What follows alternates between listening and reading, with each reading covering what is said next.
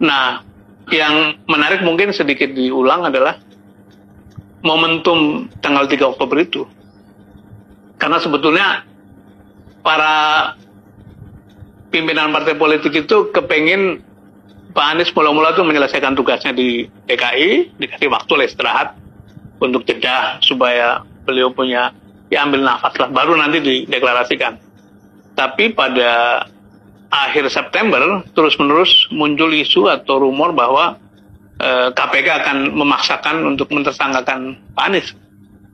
Karena itu meskipun waktu itu Pak Surya dalam keadaan kurang sehat, beliau kembali ke Jakarta untuk mendorong supaya deklarasi segera dilakukan. Dan tanggal 3 Oktober itu hari yang sangat penting karena konon pada waktu itu KPK memaksakan untuk dijadikan tersangka Pak Anies. Jadi itu adalah satu respon dari keadaan, dan karena itu kemudian yang dua lagi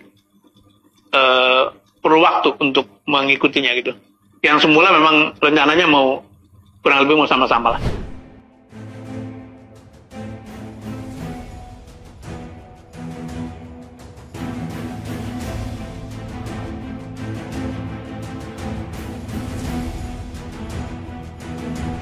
Halo Sobat Indonesia, kita bertemu kembali dalam Opini Rudy. Sobat Indonesia, ada yang menarik. Hasil wawancara Sudirman Said dengan Karni Ilyas. Ini sangat menarik. Karena apa? Terungkap dengan jelas bahwa pencapresan Anies Baswedan oleh Partai Nasdem adalah untuk menghindari atau untuk melawan rencana penetapan Anies Baswedan sebagai tersangka di KPK. Ini terkait dengan Formula E. Jadi jelas-jelas karena niatnya tidak baik, bukan murni untuk mencapreskan Anies, hanya sekedar melindungi Anies, melindungi dari hantaman atau penetapan tersangka oleh KPK. Tanggal 3 Oktober Anies Baswedan dipaksakan untuk dicapreskan oleh Partai Nasdem. Ini yang mengatakan bukan dari pihak Pak Jokowi, bukan dari pihak PDIP atau dari rakyat biasa, bukan juga dari saya, tapi dari Sudirman Said, orang yang selama ini satu pihak dengan Anies Baswedan. Jadi apapun menurut saya, kalau niat awalnya tidak baik, pasti hasilnya tidak baik. Sampai sekarang koalisi perubahan yang terdiri dari Partai Nasdem, PKS, dan Partai Demokrat tidak kunjung menyatu untuk mencapreskan Anies Baswedan. Masing-masing partai sudah. Partai Nasdem sedang berhitung dengan cermat.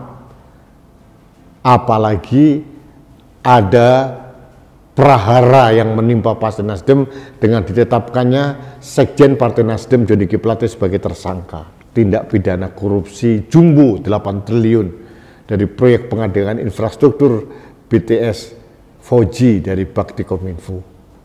Jadi Partai Nasdem sedang menghitung, kalau ini terjadi, kemudian ternyata Kejaksaan Agung menemukan bukti aliran dana dari hasil korupsi Joni G Plate kepada Partai Nasdem, wassalam. Jadi saya ingin menyimpulkan bahwa sesuatu kalau dimulai dengan niat yang tidak baik, hasilnya seperti ini. Pencapresan Anies Baswedan tidak kunjung mendapatkan suara mufakat bulat dari koalisi yang dibangun. Semua masih terus dinamis, tidak karu-karuan. Coba bandingkan dengan pencapresan Ganjar Pranowo, mulus. Yang terjadi ada dukungan masyarakat seperti air bah mendukung Ganjar Pranowo. Berbeda dengan Anies Baswedan. Karena apa? Ternyata pencapresan Anies Baswedan oleh Partai Nasdem hanya kamuflase untuk menangkal agar Anies tidak dijadikan tersangka oleh KPK. Nah, sekarang PR-nya ada di KPK. Karena capres dari partai atau koalisi partai itu belum resmi menjadi calon presiden. Jadi artinya kalau KPK mau tegak lurus menerapkan hukum, jadi KPK tidak boleh ragu-ragu. Kalau ternyata dalam pelaksanaan Formula E ditemukan bukti yang sangat kuat bahwa ada indikasi korupsi, KPK harus tegas untuk menetapkan Anies Baswedan sebagai tersangka. Jangan takut dituduh politisasi. Karena apa? Kasus Johnny G. Plate juga begitu kok. Kalau Kejaksaan Agung berani, kenapa KPK tidak berani? Ini tantangan rakyat buat KPK. Baik sahabat Indonesia, ini opini singkat saya terkait dengan pengakuan dari Sudirman Said terkait dengan manuver dari Partai Nasdem dan kelompok dari pendukung Anies Baswedan untuk mencapreskan Anies Baswedan agar terlindungi dari penetapan tersangka oleh KPK. Karena niatnya tidak baik, buruk, ya begini jalannya.